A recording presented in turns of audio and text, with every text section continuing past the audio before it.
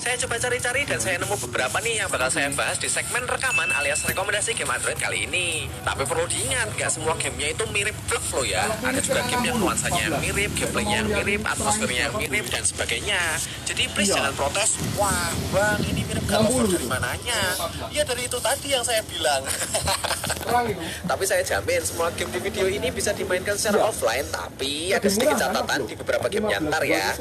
Sebelum kita masuk ke videonya, saya ingin mengingatkan kawan-kawan buat membudayakan like sambil nonton video, tinggalkan komentar yang mantap, subscribe bagi yang belum jadi subscriber, dan nyalakan loncengnya supaya kawan-kawan selalu bisa mendapatkan update video terbaru dari ini. Dan ini dia 6 game Android offline terbaik mirip God of War versi Momoy Android Gamer. Gitu.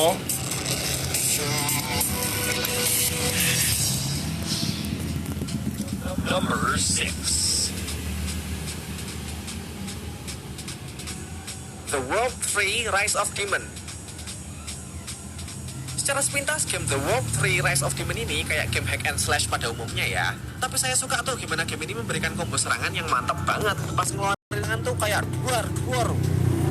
Gitulah, kelihatan seru banget, dan ini yang jadi bikin game ini tuh punya nuansa mirip God of War gitu deh. Belum lagi musuh-musuhnya bentuknya monster-monster juga, dan misi di game ini tuh juga lumayan variatif loh. Saya ingat tuh ada misi dimana kita diminta buat melindungi suatu menara sihir gitu dari gempuran musuh yang datangnya nggak habis-habis. Wah seru banget deh itu. Di game ini tuh kita bisa milih 1 dari 2 karakter buat dimainkan. Ada karakter yang melee alias bertarung jarak dekat, dan ada juga yang pakai magic. Saya sih pilih yang pakai magic, soalnya yang pakai magic itu cewek, sementara yang petarung jarak dekat itu cowok. Saya nggak suka cowok, saya masih normal kok. Karakter pilihan kita itu nantinya juga bisa kita upgrade kok kemampuannya, dan skillnya juga bisa makin tambah banyak kalau udah ter-unlock nanti. Sebagai info aja, skillnya ada banyak banget loh pilihannya, dan masing-masing skill punya efek animasi yang wow banget. Kalau ditinjau dari segi grafis, game ini udah oke sih, walaupun masih banyak juga game lain dengan kualitas grafis di atasnya.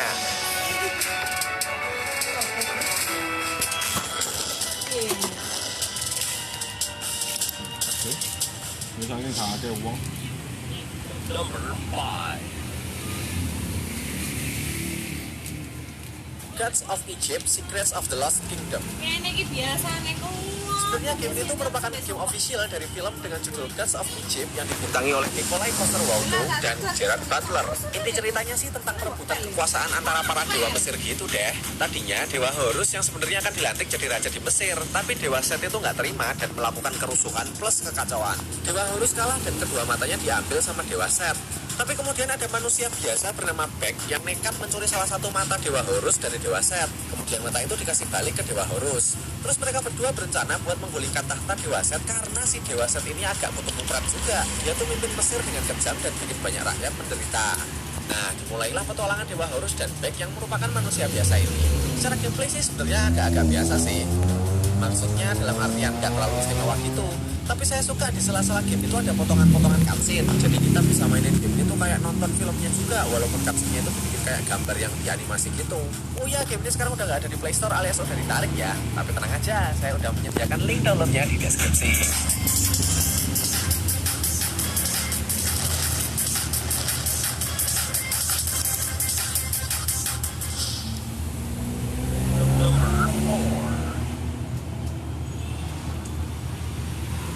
Epic of Kings. Gameplay yang unik coba ditawarkan sama Epic of Kings ini. Game yang sebenarnya udah nggak ada di Play Store ini beda dari game-game yang ada di video kali ini. Sekedar info aja, kawan-kawan yang pengen main game ini bisa download langsung dari link yang ada di deskripsi ya. Yuk balik lagi ke topik. Gameplay game ini tuh malah kayak game tap and slide gitu alias tap dan geser. Buat menggerakkan karakter kita hanya perlu melakukan tap saja ke titik-titik tertentu di arena permainan. Terus buat berantem kita bisa melakukan slide-slide kiri, kanan, atas, bawah di layar. Kita bisa aja melakukan slide dengan cepat dan akan menghasilkan serangan yang cepat juga. Kalau kita slide-nya cepat, karakter kita tuh jadi kayak joget set-set pedung gitu. Tapi kita juga harus mengkombinasikan serangan kita dengan bertahan dan menghindari serangan musuh. Kalau enggak ya kita kegebuk habis-habisan. Gameplaynya terkesan sederhana tapi ternyata asik loh. Terus game ini juga menyuguhkan beberapa puzzle di dalamnya yang bikin gamenya jadi lebih menarik, kayak puzzle buat membuka kotak harta karun atau membuka pintu.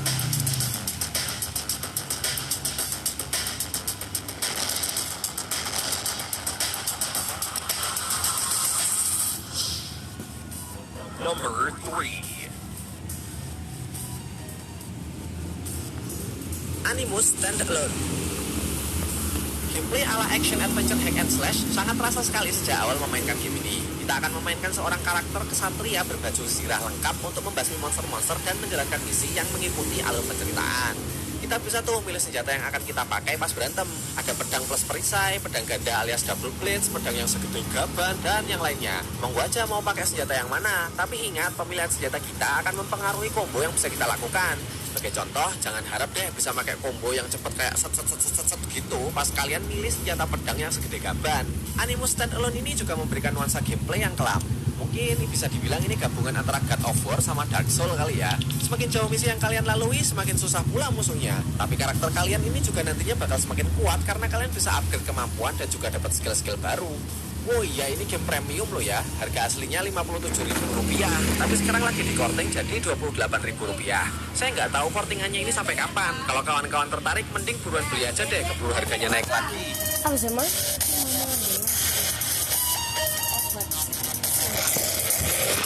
Mana? Ya lah, Mama. Number 2. Wild Blood. Walaupun ini game lama, tapi kalau bicara masalah kualitas, wah kawan-kawan nggak usah ragu lagi deh. Game bikinan Gameloft ini kerasa banget kalau nggawinnya tenanan alias dibikin dengan serius. Ya dari plot ceritanya, gameplaynya, animasinya, dan lain-lain. Kalau melihat masalah grafik sih memang masih kalah ya dibandingkan game-game zaman sekarang. Tapi ingat, ini game lama loh. Wild Blood ini dirilis pada tanggal 8 Oktober 2012.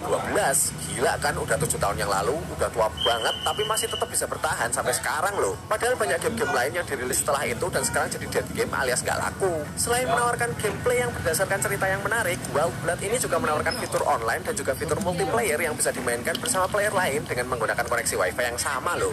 Dan kayak yang saya bilang tadi, saya sangat tertarik sama storyline dari game ini.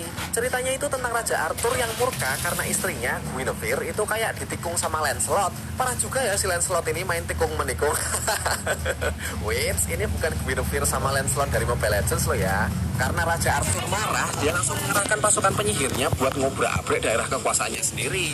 Penyihir mulai memanggil makhluk-makhluk dari neraka buat bikin kekacauan. Dan dimulailah petualangan Lancelot buat membereskan situasi akibat ulahnya sendiri sih ini sebenarnya. Perlu kawan-kawan tahu, game ini statusnya bisa dimainkan secara offline, tapi butuh koneksi internet buat pas masuknya aja, karena gamenya itu akan diverifikasi apakah di-download secara resmi atau enggak.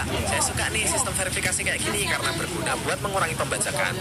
Oh iya, saya lupa bilang, ini game premium ya, dan ditawarkan dengan harga Rp99.000. Worth it nggak sih harga segitu? Menurut saya sih lumayan worth it kok.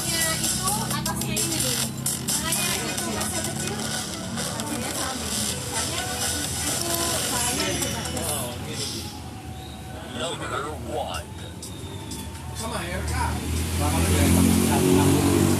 Blade of God. Sebelumnya saya udah pernah bahas game ini pas baru dirilis, tapi karena game Blade of God ini juga cocok sama tema video kali ini dan kualitas gamenya bagus, saya putuskan buat masukin lagi gamenya ke daftar kali ini ya. Gak apa-apa kan ya? Siapa tahu kan ada kawan-kawan yang belum nonton video sebelumnya yang bahas game Blade of God ini. Hanya dengan mainin game ini sedikit, kawan-kawan bakal nemuin nuansa yang apalagi kalau bicara masalah gameplaynya. Kawan-kawan yang pernah main game God of War pasti tahu lah gimana di beberapa titik di game pas kita lagi ngehajar musuh, khususnya pas menghadapi boss, kita bisa tuh ngegebukin si bos sampai sedemikian rupa. Dan pas ngegebukin itu ada animasi berantemnya khusus. Nah, animasi berantem ini juga bisa kalian temukan di game ini. Contohnya pas karakter kita lagi melawan bos dan dia lagi mematahkan lengan kanan si bos, menghindari gebukan tangan kirinya, dan kemudian lompat naik ke atas kepala terus nebas kepalanya. Wih, pengen tepuk tangan rasanya ngeliat animasi kayak gini.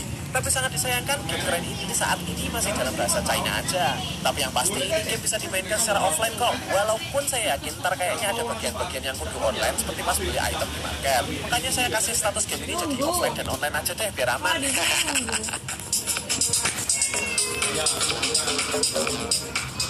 Baiklah, itu dia tadi 6 game Android offline terbaik mirip God of War versi Momoy Android Gamer. Terima kasih buat kawan-kawan yang sudah menonton. Sampai jumpa lagi di video-video yang berikutnya. Jangan lupa untuk dukung terus channel ini ya dengan cara di like, comment, share, dan di subscribe. Wassalamualaikum. Momoy Android Gamer, portalnya para penggemar game Android.